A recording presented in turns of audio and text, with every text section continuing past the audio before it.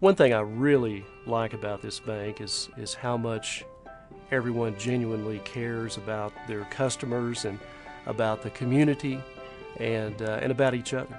Always trying to put ourselves in the customer's place. What would I expect if I were the customer? And then we try to take it up a few notches from there.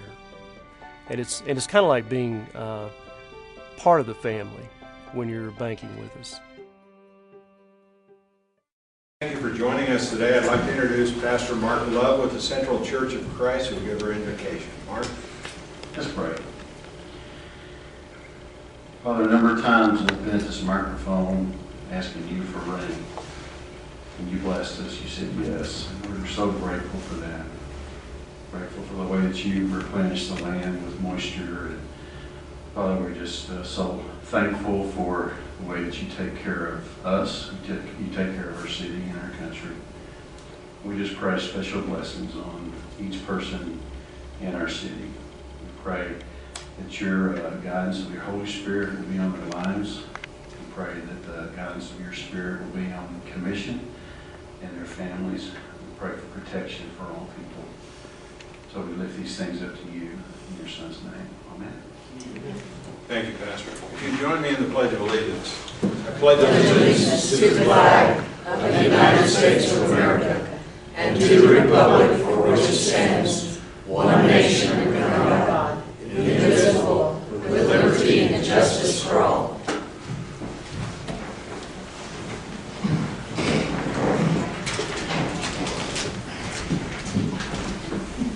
Good afternoon and welcome to the regularly scheduled meeting of the Amarillo City Commission held on the third floor of City Hall this Tuesday at 3 p.m. The first item of business on today's agenda is the minutes from the last meeting. Attached is a copy of those minutes. Those minutes are pertaining to the meeting of May 8th. Are there any additions or corrections to those minutes by the Commission? Not entertain a motion? Mayor, I move for approval of those minutes as presented. I second that motion. Motion and a second to approve the minutes. All those in favor say aye. Aye. Opposed? That passes with a 5-0 vote. The consent agenda. It is recommended the following items be approved: that the city manager be authorized to execute all documents necessary for each transaction. A is the award of the landfill scraper purchase. B is the acceptance amendment of the bioterrorism public health preparedness grant. C is the acceptance of the amendment to the public health refugee health screening grant.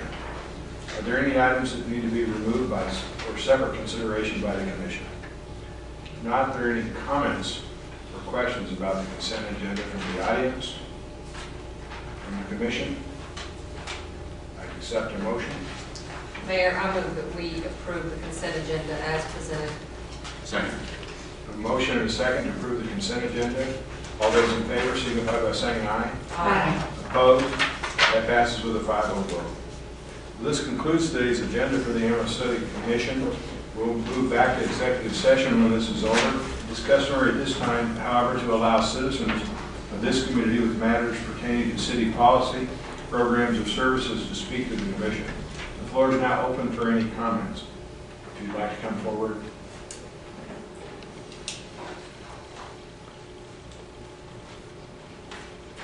Alan, welcome back to Amarillo. Oh, thanks. I've been back a while. I just haven't made my presence known. Alan Feingold, 2601 North Grand Street, apartment 152.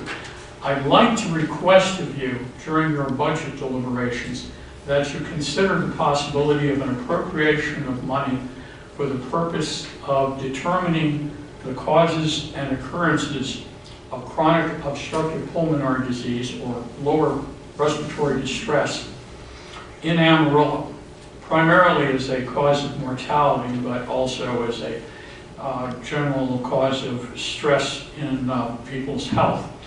Now, I make this particular point because, as I've mentioned to you before, this city, and particularly Potter County, for reasons unknown to me, has an extraordinarily high rate of death from respiratory disease.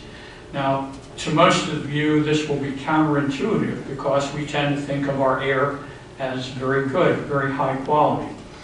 And I could give you a number of conjectures as to why it may be the case that we have this high rate of mortality from chronic obstructive pulmonary disease, but they would be merely conjectures. There's no doubt, however, about the facts.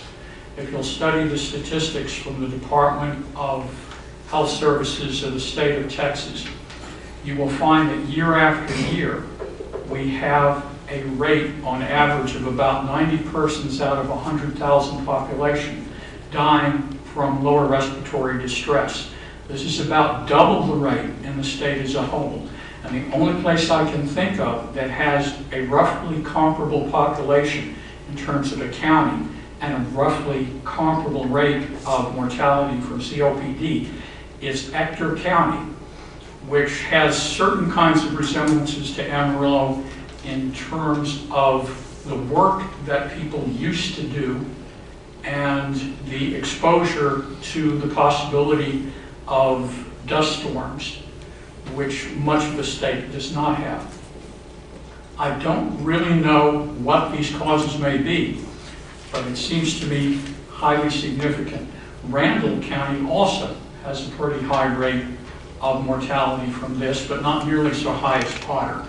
So I would suggest that you supplement the public health budget this year by an amount necessary to hire a specialist in this who can help Mr. Richardson in whatever studies are necessary to pinpoint where most of the mortality has occurred, probably older industrial neighborhoods, and what might be the causes of it. Thank you. Thank you, Mr. Feingold. I think our commissioner, who's also a physician, would like to give a comment. Okay. One of the things we've run into in the past as we have looked at things like sexually transmitted diseases, for example, it was a big question as to why our numbers were so much higher than they were south of us in a city known as Lubbock. And after looking at the details and discussing it with Ms. Covey and Matt Richardson, it was determined that it's amazing how low your incidence of particular illnesses are if you're not looking for it, or if there's a particular way in which death certificates are filled out by medical institutions in a different way. And so that may be a real issue, or it may not. I noticed that Mr. Richardson is here in the audience today, and his eyebrows went up when he proposed an increase in his budget. He can hardly maintain his glee. But yeah, I do think that is an interesting concern, and Dr. Richardson certainly, if you visit with him lately, he is quite adept at research reviews and those kind of issues, and I think that's something that we'd be interested in looking at. Also, certainly there could be graduate students in places like WT who also might be interested in doing it. I don't doubt it, but I think that what you need to do is get somebody who has a lot of expertise in this and is not otherwise committed to a wide variety of duties. Mr. Richardson's time is pretty well taken up now, and he might be able to find an extra 5-10 hours a week, really stretching it, to study something like this. But I think it would be tremendously helpful to have somebody who is a professional, perhaps at a doctoral level, hired.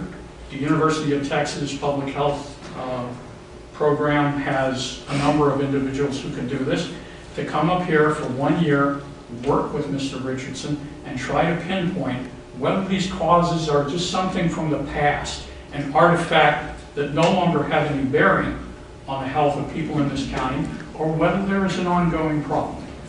Certainly we'd be curious, as you are. I noticed when you made the comment that he might have 8 to 10 extra hours a week, he had kind of the opposite reaction from his eyebrows. Yeah, he probably doesn't have any, but I was just stretching it.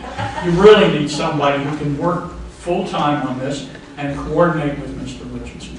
Certainly. Alan, thank you. You're always good on your comments, and we appreciate it. Okay.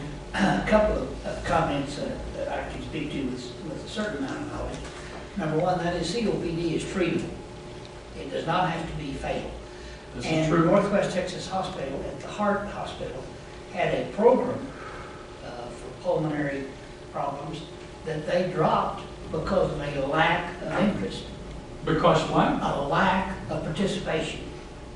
Well, there may be a problem in that the public in general is not aware that Northwest has this program. Well, I would have to speak with you.